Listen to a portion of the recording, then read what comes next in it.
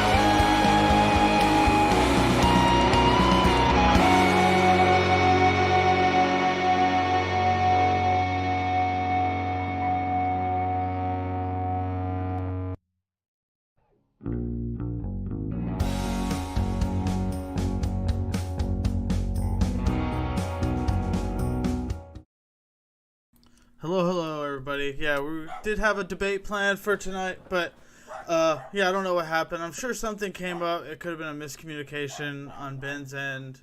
Yeah, I don't know. I know he just had a kid, so I'll cut him a break this time. But no, it's all good. But yeah, we figured since we had some time, we would just kind of do an open stream. If anybody in the chat wants to come in, I can shoot you the link. I see Elvir and Travis, so I talked to him. He said he was tired. But Elvir, if you want to jump in, you're more than welcome. Or Salem, or yeah, anybody else that's in the chat that I don't see. But yeah, I don't know. Yeah, I don't really know. We definitely don't have anything planned because this is just kind of spur of the moment thing. But yeah, we can just kind of have a conversation. I can let Josh kind of, if he has any thoughts, just if he wants to share anything before we get started, maybe he can kind of kick off a little bit of the conversation, or yeah, we'll kind of just let him say a couple words if he wants to, at least.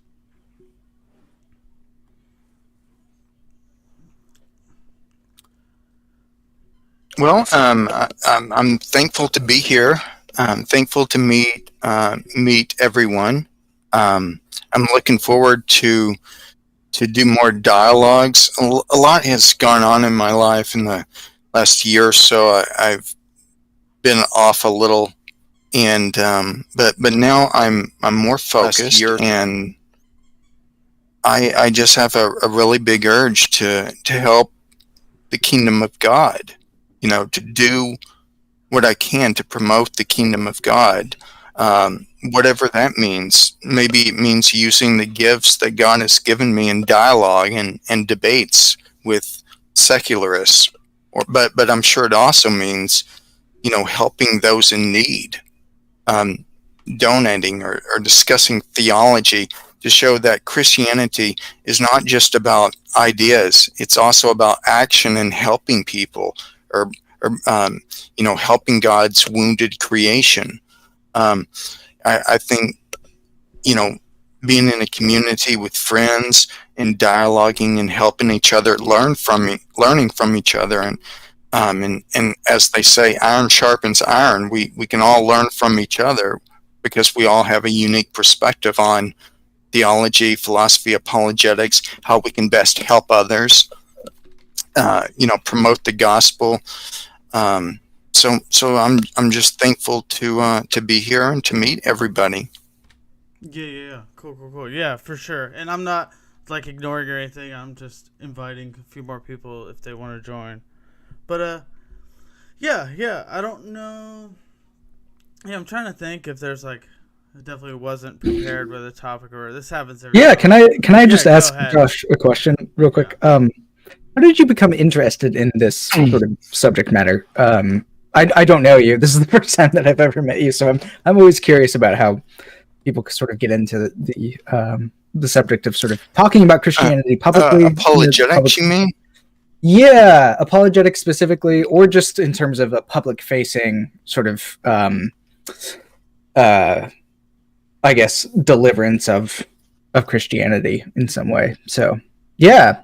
How did you become interested in this? Yeah. Well, I started learning about apologetics and philosophy, Christian philosophy, when I was 19 years old by watching a video by um, I forgot his name, Kninkly, I think his last name is. Watching a video. You still have the the stream going, Elvier, so it was like echoing really bad. I muted you. I think you have it in like another tab.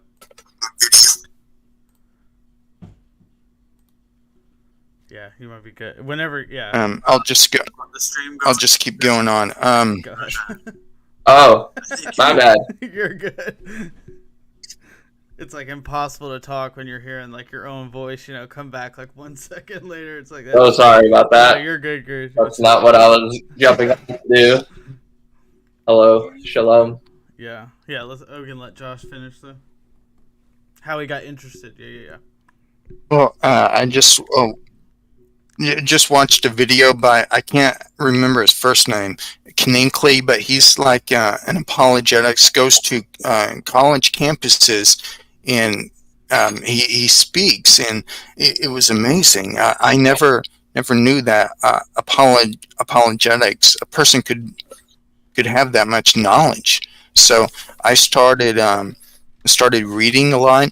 I read different books, and I started reading a lot of Gary Habermas's books, and so I decided to go to college where he taught, and met him, and he mentored me a little bit, but we were friends there, and I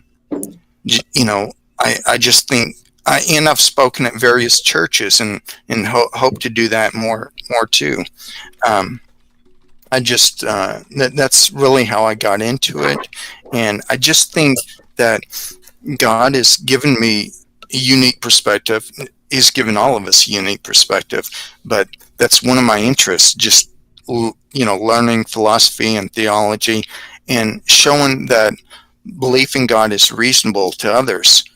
So that's why I participate in these debates and in these dialogues, and that's why I'm going to do more. I'm not trying to become famous or anything. I don't even want that. I just want to promote the kingdom of God. That's all I want. I don't want to, at the end of the day, encounter Jesus and Jesus say, why didn't you use the gifts that I've given you? There's other things a person does. You got to have charity in your heart, and give and take care of God's creation. But this is an interest of mine also, and I want to try to do the best I can. And I'm always trying to get better and better and learn more and more. So that's why I try to. That's why I dialogued with Dr. Oppie. I think Dr. Oppie is probably one of the top atheists in the world. So I like a challenge. He's unbelievably smart, but that's I just like to do that. I feel that the gospel can stand up to all scrutiny properly if you're properly prepared and do your homework. And I think a person is just to be confident. Going up against Dr. Oppie, that was my second time actually. I was nervous. I didn't want to be embarrassed, but at the end of the day, I don't want to. I want to defend the faith that use the tools God has given me. So it's okay to be scared.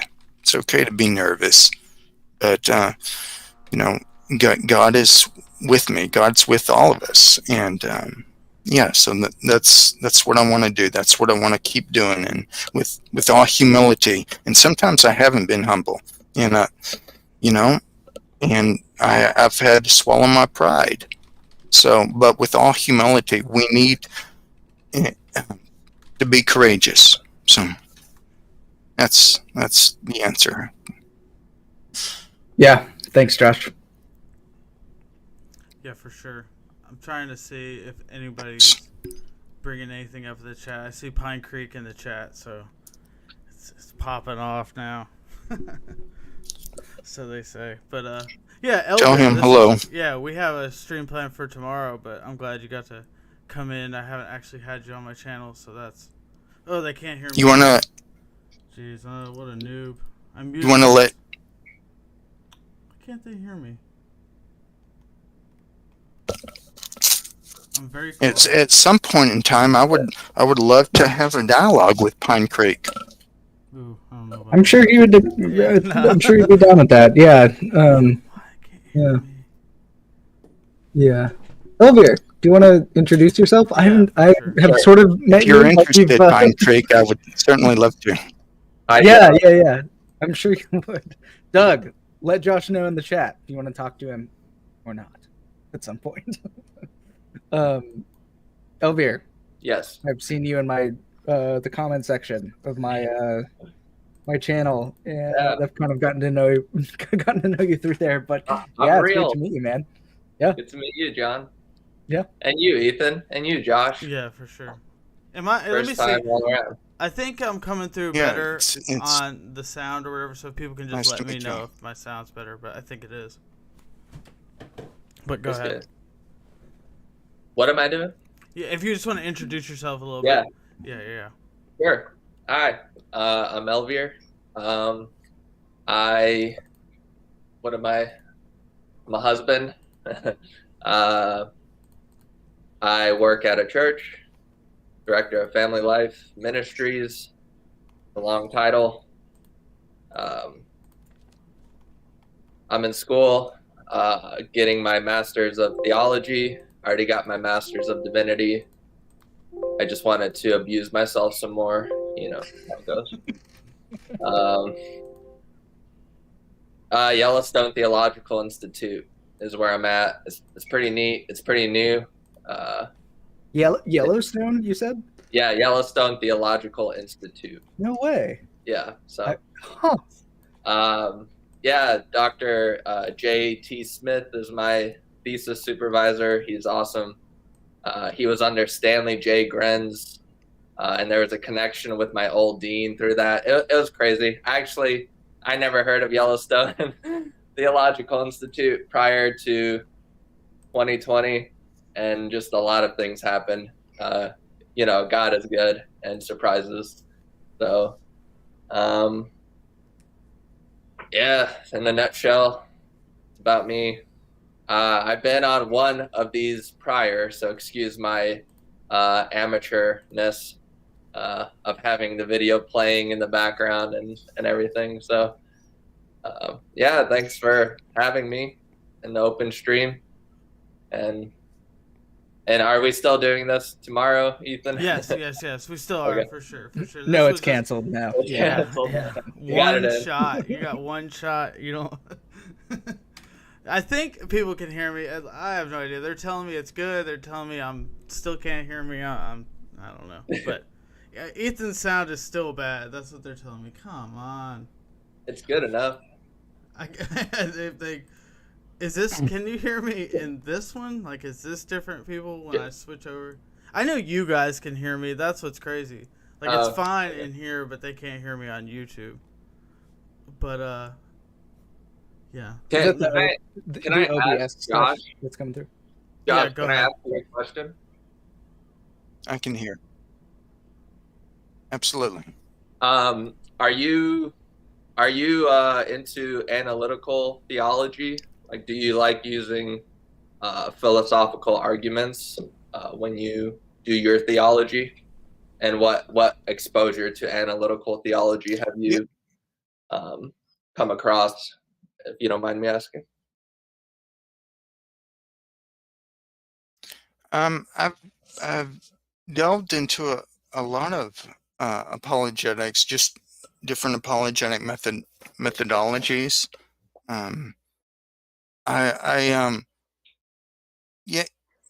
can't say too much. I've studied a lot of natural theology. I've read many books. And You lost John on that one. so I think Is my mic going out? Okay, you're good. Okay. Well, just I've read a lot of these books, and Richard Swinburne and William Lane Craig and Gary Habermas and just different authors. But I just you know what I really like N.T. Wright. He brings up something called signposts, like these things of natural theology, or things in the external world are signposts, like a map that they point to God. So I don't know if any of the arguments for the existence of God are foolproof. I use them as a cumulative case, kind of like in Dr. William Lane Craig used this analogy. I used this analogy in my first dialogue with Oppie, not the one like a couple months ago, but I believe that Christianity is a cumulative case, kind of like a medieval knight's chainmail. Um, each of the arguments are knitted together, tied together by links in the chain. So maybe a skeptic could show that one of the premises in one of the arguments is weak, but there's all these other arguments, and they build a cohesive whole, the truthfulness of the existence of God. So I like to go at it through through a cumulative case. Cool.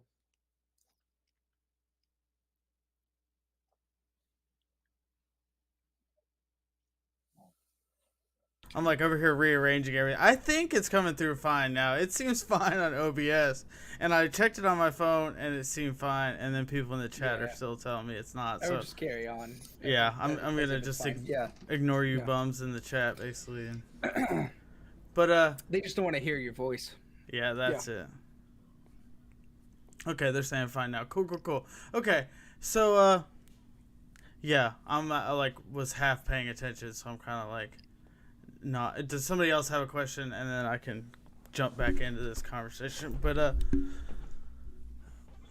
trying to think.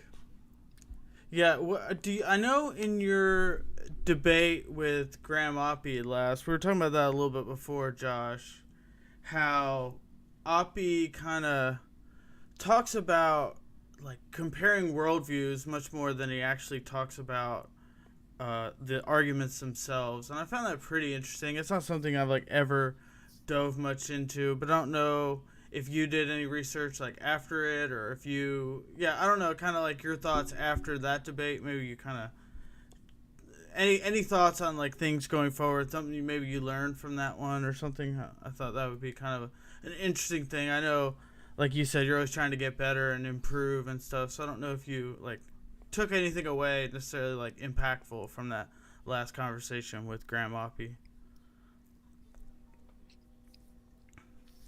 I think I did okay. I think there's always room for improvement. I could have done better in a few parts, but I think I did fine. But again, I'm always trying to get better. I saw some things I could have said more clearly, and could have pushed back on a few places more articulately, and but Dr. Oppie was, he's a world-class mind, and I did my best right then. But if I were to dialogue with him again, of course I would. Of course, there would be improvements and things I would look back at and not make those mistakes again. But I think on the whole, I think I did fine. Yeah, I agree. The worldview part, I wish I would have talked about that a little more. There were a lot of things that we talked about. you know, I, I think I did fine, but I think there could have been some improvements. Absolutely. For sure. For sure. Yeah, neither, like, it's kind of funny too, because I don't know if Elvira, I can't imagine, from what I've seen, you don't come across as, like, I've never seen you in any debates. I don't know if you're interested in, like, those kind of conversations, but I know me and John aren't really the debating type, so it's kind of interesting. Josh is, like, I'm assuming the one person that's more into, I mean, I don't have any problem, like, talking with atheists or anything, but not so much of the debate style. Yeah, no, I don't debate. I like questions, but a question I do have. Also, I don't like debating, but devil's advocate is fun. Josh, based off of natural theology, how can you move beyond identity? Oh, Ooh, did we lose him? he must have hated that question. Yeah, he's heard it coming. He's like, devil's advocate, I'm getting the heck out of here. I don't know. Oh, wait, yeah. wait. Yeah, I know. He's got the link in an email, but I don't know. Universalism for the win. Now it's all only us. No. If he doesn't come back, Yeah. direct it toward me, and then I'll take on a different character. Okay, here we go. Yeah, Sorry. okay. No, you're No, good. You're good. Sorry. No, you're good. Just how do you get to God of the Bible, Israel's God, the God revealed in Jesus from the signposts? I didn't read N.T. Wright's book on the signposts, so I don't know. Well, you look into history. I don't think you can, get directly from natural theology to Christianity. You have to go through other ways and through history, through the historical process. And when you do that, and when you have something called humility, I'm really big on humility, even though sometimes I haven't shown humility, and I've had to learn that. But when you do have humility, you look at history afresh, and kind of like C.S. Lewis said, you see the world in a way differently. You see the world, the sun, and so forth. I forgot the exact quote. But I would look at the influence Christianity has had on society, but I would also mainly look at the historical evidence for the resurrection of Jesus. I think there are other signposts that point that way. I think the Aristotelian view of something called eudaimonia, that means striving, moral excellence or perfection. I think that's very close to godly love, agape love, and I think there are lots of signposts from the natural world. Joseph Butler, I think it was Joseph Butler, the 18th century Christian apologist, who wrote Analogy of Reason. I believe that's the title. He tried to show that from analogies from the natural order, that they show signposts or indications or of the truthfulness of Christianity, or the truthfulness of God. It's a cumulative case. So I don't feel like the shortcomings of natural theology not being able to prove the whole case is really a shortcoming. And some apologists like to do it like an evidential type of apologetic, like Gary Habermas, or a classical type of apologetic like William Lane Craig or someone like that. I feel like it's the cumulative approach. So and again, N.T. Wright's been very influential in the way that I try to reason, that these are signposts that just like a map, when you're trying to go or find a certain location, you use inferences to the best explanation. Use the principles of common sense, or first principles of common sense.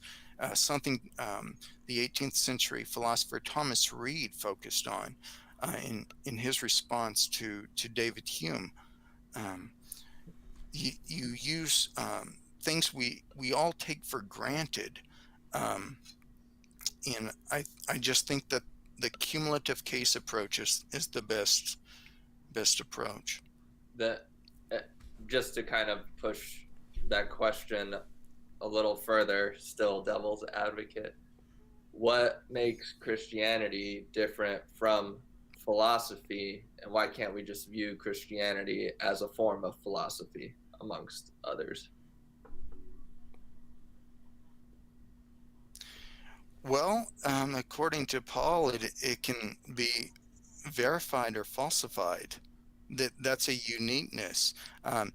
When Paul said in 1 Corinthians 15 that there were people still alive that saw the risen Jesus, well, that's I'm going off Gary Habermas and Mike Licona. That's unbelievable. He's basically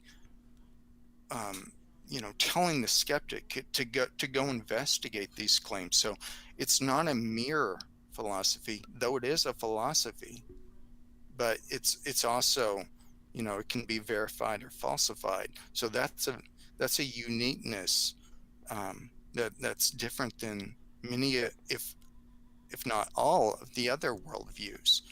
And again, maybe Christianity is not unique in this way or that way, or maybe there are similarities, and that should be expected. But Christianity is a cumulative case. Again, I keep saying that because I want to get that across to people, that we shouldn't rest everything on one or two arguments, but try to think anew, afresh. What I did was try to think afresh, and what I did was found the writings of Thomas Reid and how he replied to the top skeptic in the world, David Hume. If I can read something, this is Thomas Reid in reply to the great skeptic David Hume. And I use Hume a lot, David Hume, because I think a lot of the arguments that skeptics use today, originally came from David he's Hume. foundational for all that. Yeah, this is what Thomas Reid said in response to David Hume on causation. This is Thomas Reid. We see then that Mr. Hume's philosophy is very much like a hobby horse. When a man, when he is ill, can keep it home with him and ride to his contentment, but just in case he should bring it to the marketplace, his friends would quickly impanel a jury and confiscate his estates and never have the solicitude never to leave him alone again. It's quotes like that, just gently replying to Hume that he doesn't live his own philosophy of skepticism, because no one is skeptical of skepticism. Skepticism is not a virtue. We all have properly basic beliefs, and we all come to the evidence. And I even said this to Dr. Oppie. I quoted Immanuel Kant when I was talking to Dr. Oppie. We all come to the evidence with a categorical framework from which to understand reality. So I quoted a number of philosophers to Dr. Oppie, including Ludwig Wittgenstein and G.E. Moore, to try to get to try to build this cumulative case for Christianity. Yeah, it's crazy. I So I read Dialogues for the first time on natural religion because my graduate program, I have to read philosophers and then German scholars because that's what Christianity is all about. And it at first it kind of at first it confused me, and then it bored me because the arguments were like initially I'm like, oh, I've already heard all that. Like these arguments are whatever. But then it hit me that like that was brand new. Like the things he said in Dialogues, I've already heard because they're still being talked about today by apologists. Yeah. And he like foresaw all and like right the three characters: skepticism, Orthodox Christian, and then the theist, and he like foresaw all that. Even like I almost thought he was using Darwin at one point, but it's like no, he's precedes Darwin, you know. And it's just it's fascinating to see like where all of it builds off of. You know, nothing's new under the sun, kind of thing. And that's a great quote. Nothing's new under the sun. That's so true. David Hume he's had such an impact on the history of ideas, such an impact. A lot of these skeptics have, and they're still alive today. That their ideas, their various types of skepticism.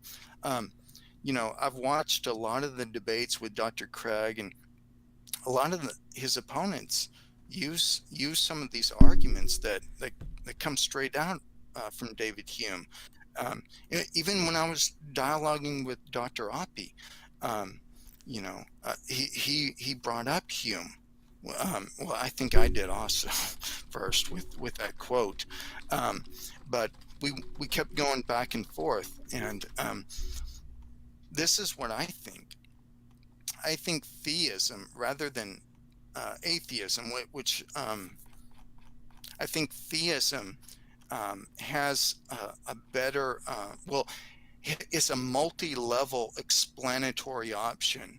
So it can pronounce, or it can interpret reality, again, by the lens of common sense, you know, from the dictates of common sense, these first principles like being can't come from non-being, and the law of proportionate causality. Whatever's in the effect must first be in the cause. I lost where I was going. I apologize. No, Hume. Your Dr. Oppie was using Hume. You were using Hume. Yeah. We were both using Hume, but the skepticism is alive and well, and you know, Dr. or David Hume. There were 18th century Christians that replied to David Hume during his lifetime, and let me give you a few: George Campbell, Richard Whatley. William Paley. It's a little after him, actually, but William Paley also. There, just a number of philosophers, of Christians. Richard Whatley, for example, he wrote something. David Hume said that miracles are just so improbable. So the wise man should place his trust on what normally happens. Well, that's talking about frequency, okay? Frequency of events. So instead of weighing the evidence, he's merely adding up, you know, the events of natural causes rather than other types of causes. He's not weighing the relevant evidence. So Richard Whatley publishes a book in 1819 after Hume's gone. Hume died in 1776. But Richard Whatley, he posted something on the historical improbability of Napoleon Bonaparte, and showed that the events associated with Napoleon Bonaparte would fail Hume's criteria of authenticity. So there were a number of responses then, but because of German scholarship, New Testament scholarship, with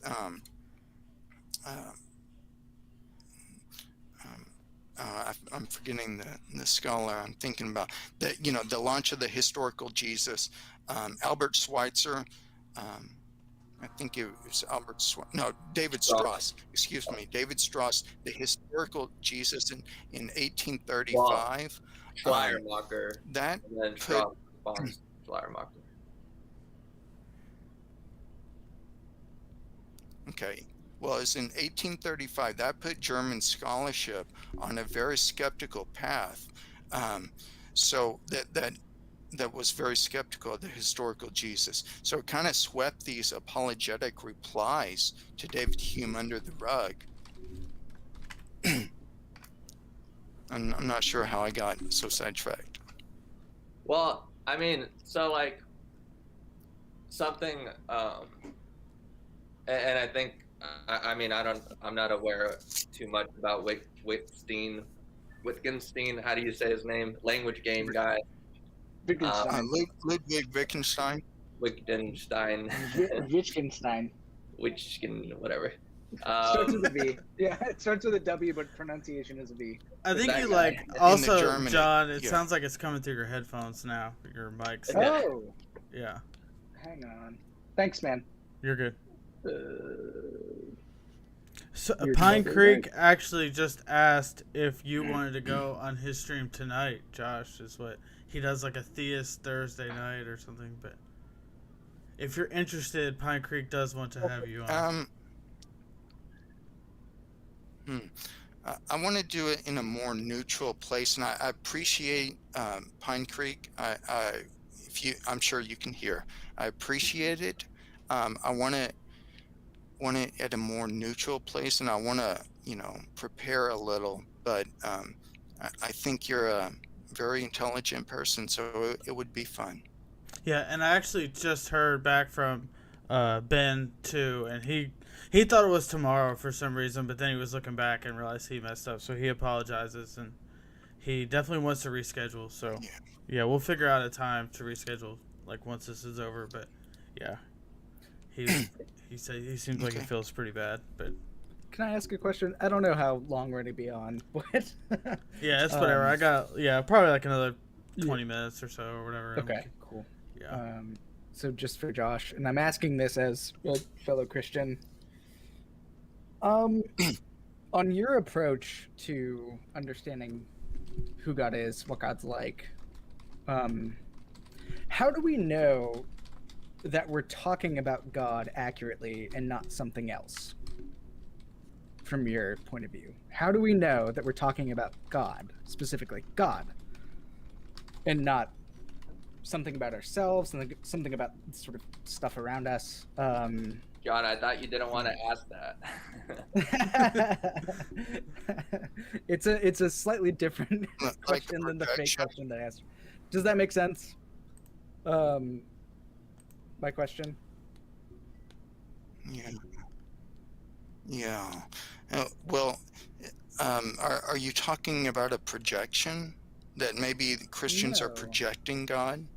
Not quite. I'm asking, how do we know when we're talking about God that we're talking accurately and truthfully and authentically about God and not about something else? Because when we're going with sort of natural theological procedures, we're using sort of analogical, usually, which are great things, analogical sort of means by which we're talking about God. So how do we know we're not talking about really things in our reality that we sense and see?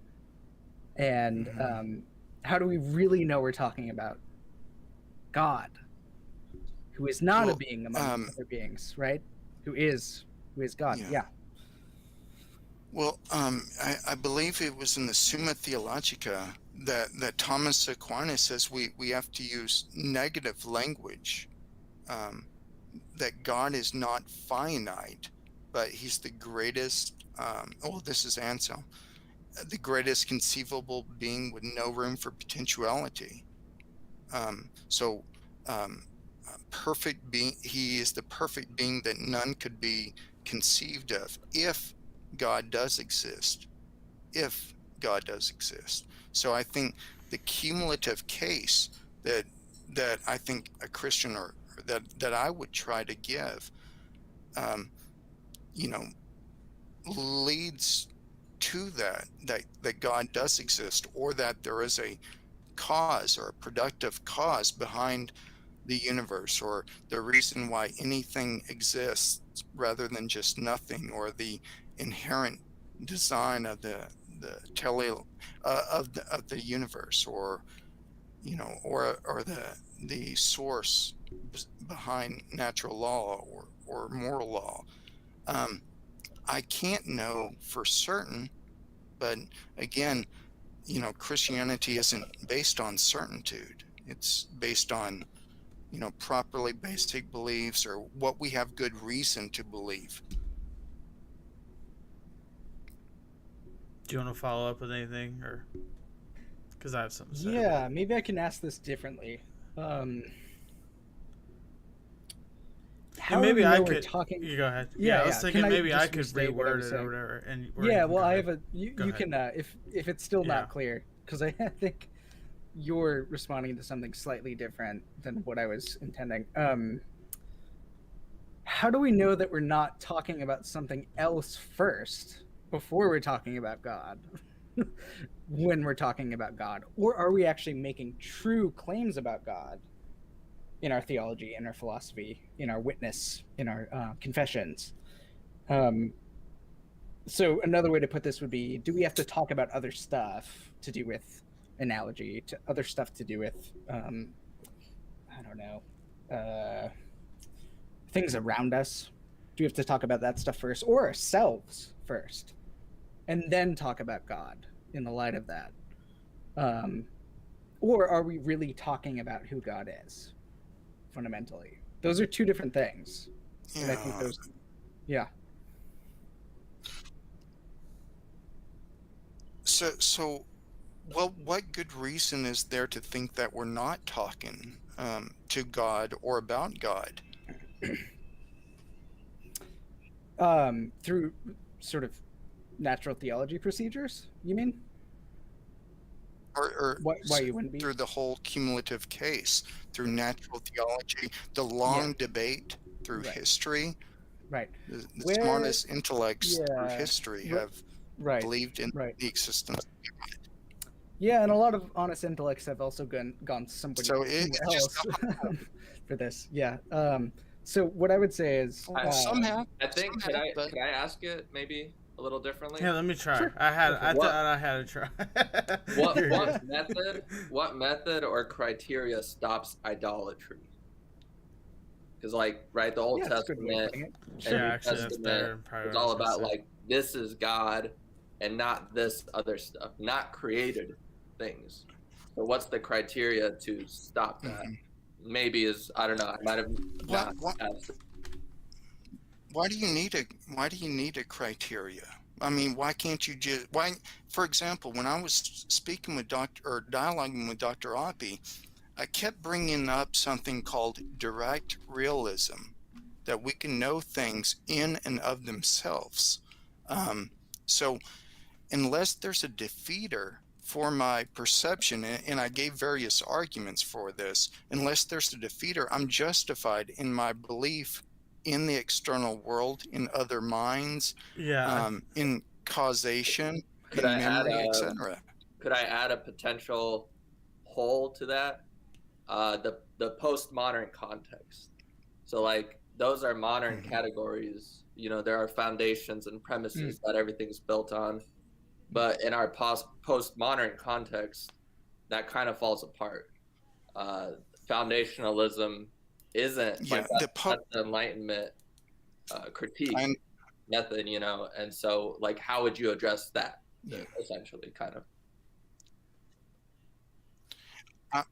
I would address that by first of all saying the Enlightenment skepticism is unjustified, because no one is skeptical of their own skepticism. Everyone has foundational beliefs, and those beliefs are based on first principles. and we live our life according to first principles. And this is what Thomas Reed meant by common sense. So, and realism, direct realism. This is what his response of David Hume was. David Hume wasn't skeptical of causation. David Hume, in his study, when at night with candles and at his study, what is said, we have no reason to believe in causation. But once he goes into the real world, he's not skeptical of causation. He even said as much. He says he does things and believes things like everybody else. So when it comes to lived life, no one is really skeptical, or no one's really a skeptic. Everybody has these foundational beliefs or common sense that guides us, and we have direct access to the external world. I also think that the evolutionary history has given us unbelievable way to interpret reality through our senses, in a direct way, like that's like a hand into a glove. Thomas Reed gives the example of the lowly caterpillar that will go on 1,000 different leaves to find the right leaf that's correct for its diet. That God has made us, and I think God made us through evolution. That God has made us in such a way that we are meant for our environment in a harmonious way. So these speculative fancies of skepticism that says, or maybe of Descartes, that we may be a brain in a vat, or I brought up to Dr. Oppie, I brought up Quine, Willard Quine, in his Epistemology Naturalized, I believe his 1969 article. I asked Dr. Oppie, have you read that article? And you don't. It's all based on this. It's all based on the principle of certainty. We don't have certainty in our everyday life, so why think we can't apprehend in a reliable way, just as we apprehend in a reliable way the external world around us? Why can't we apprehend the existence of God? Why can't we be justified in our language, in our talk, in our prayers to God? I think we can. I don't think there is a defeater for that. Yeah. Maybe I could jump in a little bit. So Okay, go for it, Ethan. I think like what we're trying to say is, so you're using these arguments, say like first cause arguments or whatever, and you're saying like you're kind of addressing like, oh, you should whatever, but say you come to the conclusion that, okay, there's a first cause or whatever. Like, how do we know that when we're using these arguments, what we're concluding to at the end of the argument is God, the same God that raised Jesus from the dead, a first century Jew? Like, how do we know who was that this? person? Yeah, who was? Yeah, that's kind of what I was getting. Yeah. So based on one argument? No, not necessarily, but like, yeah. So how do you? So what's the, like, when you're starting with these arguments, where like, how do you know we're not just talking about some created thing or whatever that just like lives in the universe somewhere that controls the first cause? But like, how do we know that that's Jesus? I think another way to ask it is, why is God Jewish? Yeah. Well, that's interesting. Yeah. I think that goes to something Gottfried Lessing. He says that there's a ditch, a ditch that we can't, a chasm that we can't get around, and this ditch is it's called Lessing's ditch. That the facts of history cannot be eternal or necessary principles. But what if God worked through the historical process in the person of Jesus? I believe that's Wolfhart Pannenberg's view, that He builds his whole theology over the resurrection of Jesus. So I would say the resurrection of Jesus. And again, we can't know for certainty that this is the defining feature that can show us the existence of God, which these arguments from natural theology point to. But just because history we can't be certain of it, I think we can base uh, you know Christianity on it. Paul does the same thing. So any defeater that would say, well, how do you link these together? Well, if these arguments from natural theology prove the existence of a generic God, and the resurrection of Jesus shows with probability arguments that God does exist, that God raised him from the dead, well, I think ultimately they point to the same source. I don't think there's any good reason to think that they aren't united. Yeah, I think there's a problem here, though, because when you're getting at your account of God through natural theology or through sort of arguments, you're talking about certain characteristics of that God up front, and that's going to be part of your starting point for your conception of who God is, right? You're going to be discovering those things through those processes, yeah? And so when we get to Jesus, after the fact, after we've already got these conceptions of God sort of rolling around, having to do with God's omnipotence, God's impassibility, God's God is timelessness or something. all of these sorts of things, right up front, we're going to have to fit Jesus into those prior constructions necessarily by way of argumentation, right? You can't sort of destabilize your own foundation at that point, right? You can't just sort of rearrange. I don't see the problem there. That's what do you mean? The arguments, well, the arguments from natural theology, I think they show a generic type God in the resurrection of Jesus. If it's true, and I do think it is, it shows a more specific or more realistic or a higher level of perception of these of these characteristics. Yeah, but the problem is you've done all of your theological and philosophical heavy lifting up front to get to that generic God. So Jesus has to be subservient to those prior categories. Otherwise, your foundation is completely undercut. This is what Elvira was getting at with foundationalism, I think.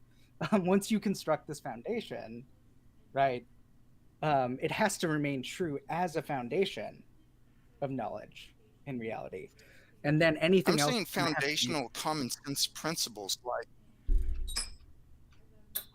Well, I'm saying foundational common sense principles that we all take for granted in our everyday life, like being can't come from non-being, or the law of proportionate causality. Whatsoever in the effect must first be in the cause. So Aristotle gets at a generic type cause. He doesn't have the whole ontology there, but he gets at I think a generic type God. And history, I think, can show us more a closer portrait, more exact perceptual portrait of these characteristics of God, because we can study history closer. Yeah, but not just as a philosopher.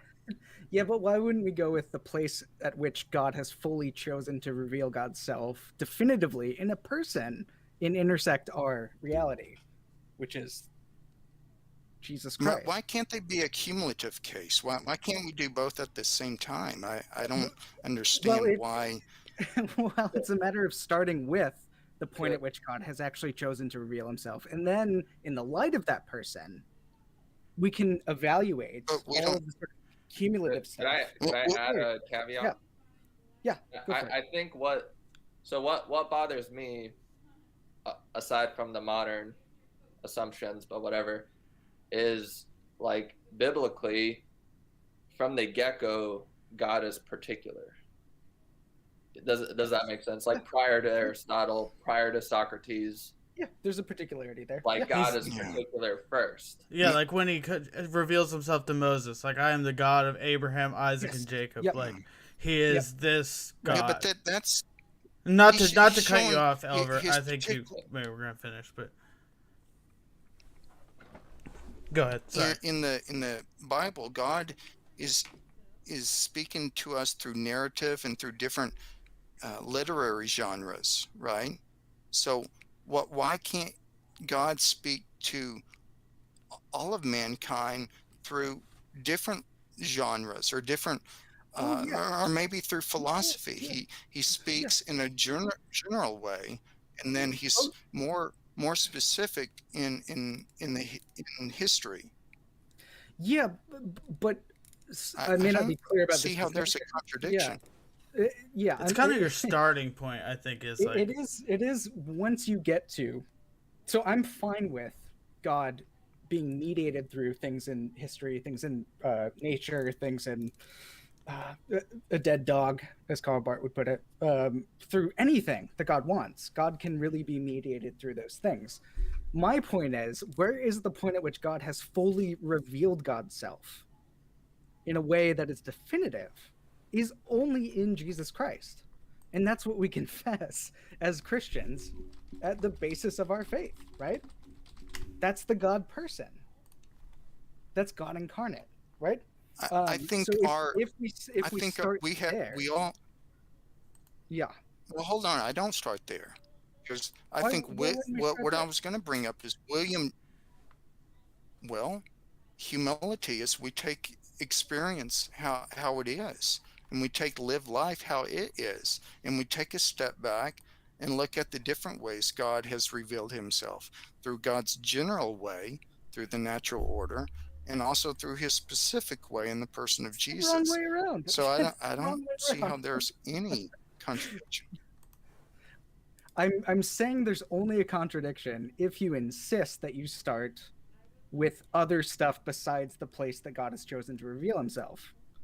Then you have to actually fit in Jesus into those prior categories. You have to. Yeah, Otherwise, you destabilize your foundation. I think the key term is discipline. Like you take We're supposed to bring all of our thoughts captive to Christ. Yeah.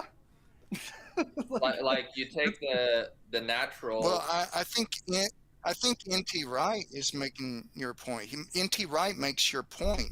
Yeah, I've read all but of. I don't see why we can't do both. Yeah, yeah. Well, I just don't think it's possible to start in two separate places or whatever. Like N.T. Wright wants to have his cake and eat it too. This has been the critique of him from various Pauline and New Testament scholars, is that he's actually trying to do two different things, and claiming that they actually work together coherently, when they actually don't. Once we investigate the starting points for our understanding of who God is, at which point we can figure out where certain starting points are actually trying to fold Christ into those prior constructions. And when we start with Jesus, we can actually make sense of the history and the continuity and the beautiful narrative coming out of Scripture, the Old Testament Scriptures, ultimately fulfilled in Christ, which is something that N.T. Wright is wonderful at. This stuff is all culminating into that person, right? The whole history of Israel, the whole history of the Old Testament is going there. But we need Christ to actually tell us and to inform us and to reshape our understanding. We have renewed minds now, yeah? About what those prior categories, those prior stories... But we perceive in different ways, yeah? Hold on, we perceive in different... William James says, when we... Well, first of all, William James, his radical empiricism, he says that there's a near infinite amount of ways to perceive something when we look at something or try to interpret something. So we need to step back and away from the trees, or away from the forest, and say, well, maybe these two things aren't contradicted. Yeah. No, I hear that. The issue is that God has actually come down to us, come down from his grace to us to show us who God is. It's Is not your- about is- it's not about us figuring out what what God it- is. God has actually come down to us. Yeah. That's What the whole is, point of the and incarnation. I don't think you have. Well, I agree. I don't think you have to use natural theology, but I think in a cumulative case, I think you certainly can. Yeah, I think the issue that maybe the I don't difference think is there are contradictions.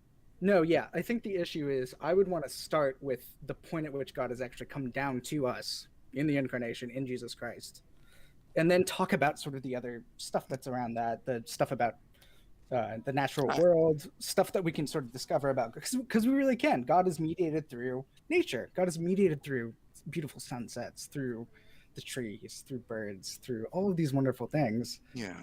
I'm just wanting to kind of think the other way around, and that might be where we be differing. And the only contradiction I see, really, is once you start and develop an account of God outside of Jesus, that's going to be controlling your account of Christology later on.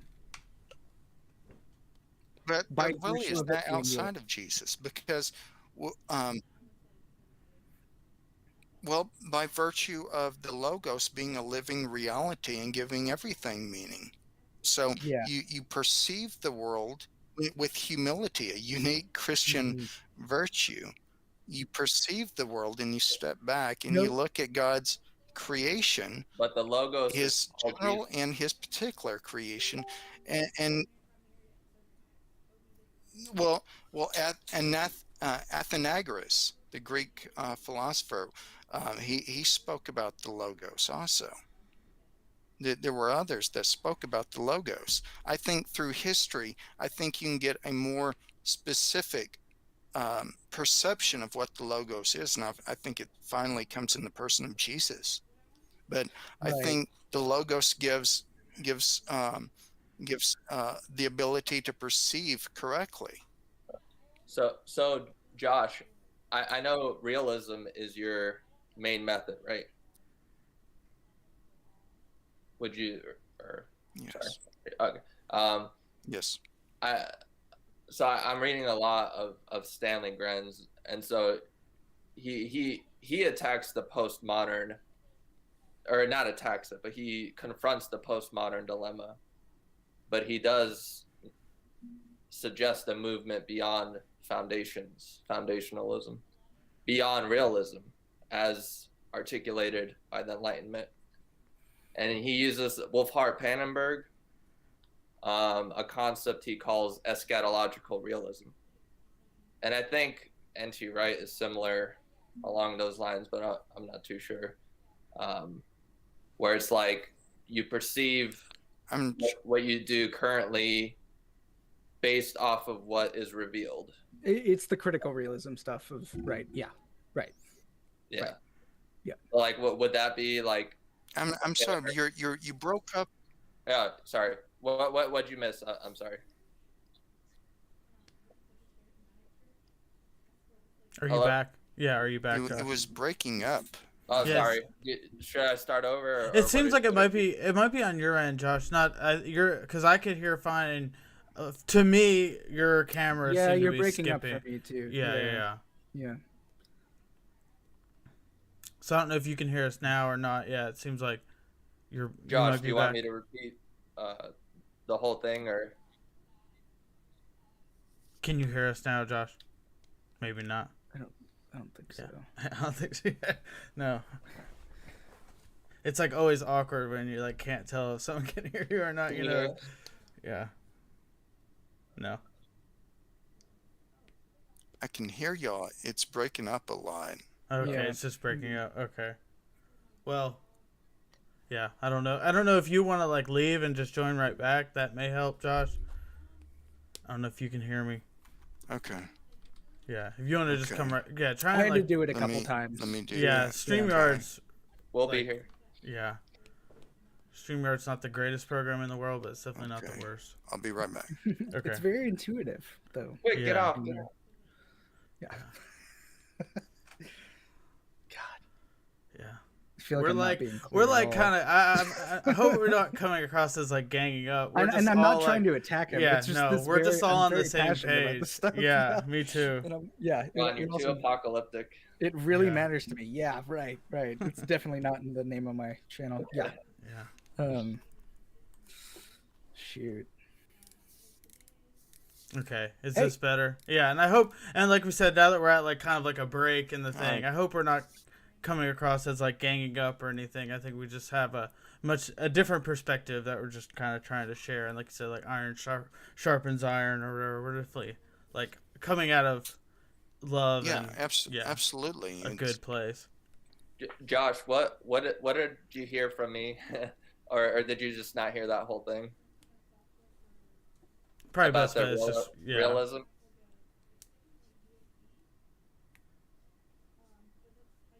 Can you hear us now? Can you hear Elvira at least? What was I your think we're probably question? breaking up for him. Well, so I understand that your method is realism, and so I've been reading a lot about how to handle the postmodern, the breaking of foundations and meta narratives and the idea of localized stories and all that. And so something I've been learning is about eschatological realism.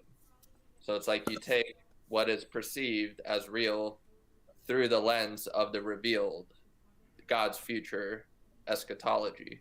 So like how would you how would you take that? Is that like a reasonable position?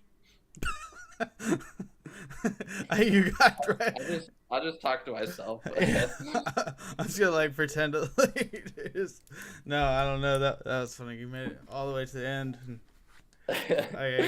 He's gonna come back and be like, I didn't hear any of that. And I'm gonna say, never mind. Can you repeat that one more time? The whole story. Yeah, I don't know. Yeah, Just ask a different question. Yeah. I don't know what to ask now. Yeah. Third time's a charm. Maybe. Now you're in a cave, Josh. All I see is black. Plato's cave. Yeah. Yeah. Him and Rob are hanging out.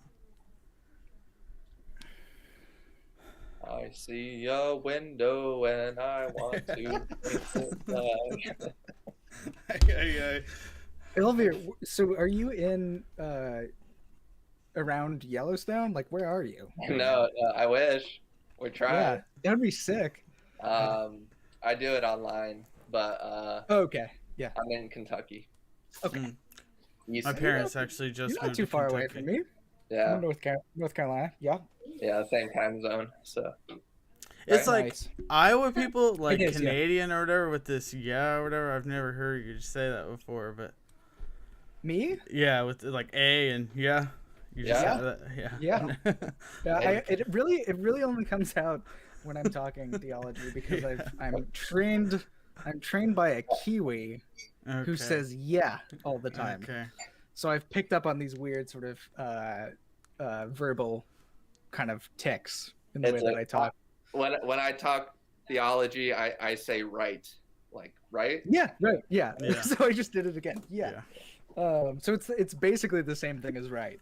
Yeah, Game, I don't yeah. know if we lost Josh, and if we did, it kind of seems like we may have, and it's probably a decent time to like just end the stream at this point because I don't know where we're getting at this point. I Yeah. feel like we're just having a conversation, which I can end the stream and we can continue talking, but I don't know Well, if to like play devil's advocate, if these nine apocalyptic is garbage. I'm just kidding. Yeah, right. It's the most inaccurate reading of Paul. Yeah. Oh, nice, middle theologian. Okay, I reset my internet connection. Nice. Oh, nice. Okay, It's yeah, still well, cutting out quite a bit for me, but yeah. Can you hear us clear or no? Because yeah, it seems My- like you're my- skipping a little bit. Yeah. Okay, so Yeah, I can hear y'all very clear. okay, Very okay. clearly. So I don't know if we have like one more thing to bring up or whatever. I don't want to keep going too much longer. We've been going for a decent amount of time, but yeah, I don't know if maybe you could condense. It seems that my internet. Go ahead. I was going to say, it seems that my internet connection was purchased in Afghanistan or something. I always tell people to get off that McDonald's Wi-Fi. That's my saying whenever anybody has bad internet. Well, That's an amazing way to put that. Yeah, that's what it looks like from here for sure. oh man. I always have like the lowest technology. Yeah, I love it how like when you get like Grandma Oppie or somebody and they have like a garbage mic, like they're using like the worst headphones. Like, dude, somebody like people love listening to these people. Like, just somebody buy them a mic and send it. Yeah. But yeah, I don't know. Yeah, where we're at this point. We were talking. I don't even know. We were talking about nothing. Yeah, make Afghanistan great again. MJ's got the. Got the comment of the week right there. Install more democracy. Just keep trying. Yeah. We'll get them capitalized. You can get democracy from Pirate Bay or something like that, or Reddit or something. Reddit. Maybe I can upgrade by going to the Goodwill or something. You'll probably find something better. Yeah, well, I mean, it seems like if no one has like a specific question, maybe you do, Elvira. I don't know, but if you don't, I just want to ask Josh, what was going to be your thesis in this debate? Oh, good question. Okay, yeah. We could end it there. Yeah, like kind of end it off by. Well, my here's my notes. This is my opening speech. My thesis was that, and we are just before you jump before you jump in, I do want to say we are like rescheduling the debate, so I don't know if you want to like give away your entire opening or just kind of like give it like a short little summary, just a little teaser. A little teaser for the people out there to get them interested in the debate. I mean, if the skeptic wants me to send my opening speech, I'm very confident. Just as we are justified in our immediate perception of the external world, other minds, and our own consciousness and memory, we are also justified in our belief in the existence of God. And given atheism, there is no reason to trust our cognitive faculties or sensory perceptions concerning the external world, causation, or properly basic beliefs. And then I go, I should have said this first. Theism offers a transcendent grounding that gives a complete and multi-level rational explanation that is based on a cumulative case delineated on the principles of common sense and inference to the best explanation. So that's my thesis. Okay, so if people want to tune in when we reschedule the debate, which will probably be, I'm assuming sometime next week, if anything, or maybe, and it may be back on here, it may be on Dry Apologist's channel. I don't know exactly which one, but it'll be one of the two. So if you're not subscribed to Dry Apologist, you should subscribe. Can I ask something real quick, Ethan? Yeah, go ahead. Are all of you connected? Like you different YouTube? We've just I've just talked to people and become friends with different people. Ethan and I know each other. We both know Dry Apologist. Kind of, I think I knew him or got to know him by way of Ethan. Sort of. We're a gang, he gets mad at me sometimes for dumping on. Y'all run each other's shows if you can't do it, kind of thing. You're like, no, should, but no. I mean, if we were smart, we probably would all just team up and start one channel and actually get a decent amount get a decent amount of subscribers. Well, now Ethan and I have been starting to sort of come on and guest host. Yeah. I guess we'll be doing that kind of back and forth. Yeah. I'm just curious because I don't know. I don't know how it works. Yeah. No, we don't either. We're figuring it out as we go. Okay, look. The Apologetic All-Stars Roundtable is here. There we go. Yeah. We can do that. We gotta combine like 600 subscribers on YouTube. All four of us are. Hey, maybe y'all can all pitch in and buy me a modem that wasn't built in Afghanistan in the 1970s. It's not just in Afghanistan. It's also time traveling back to the 70s. Oh my gosh. Well, with It's that, the first people, one, first model. Yeah, first one. Yeah, not going so well. Model T.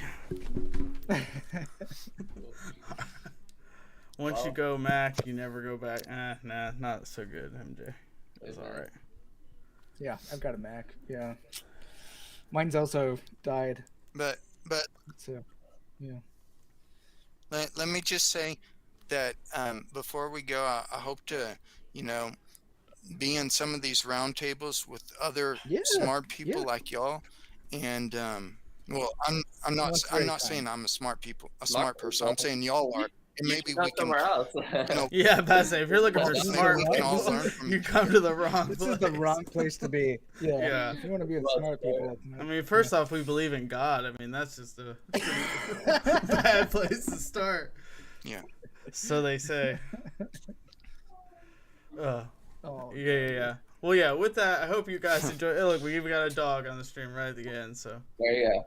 Yeah, normally I have mine on here, but I didn't this time. Well, yeah, with that, thanks everybody for watching. You should definitely like and subscribe to the channel, because, I mean, where else are you going to have discussions about 1970s? Bulbasaur. Yeah, and check out John's channel too, Apocalypse Here, for sure. I'm going to be on there. Yeah, I got Bulbasaur too. That was... Josh, you're gonna need an animal or a Bulbasaur next time. All right, I'm ended this thing. That's it. I have an animal.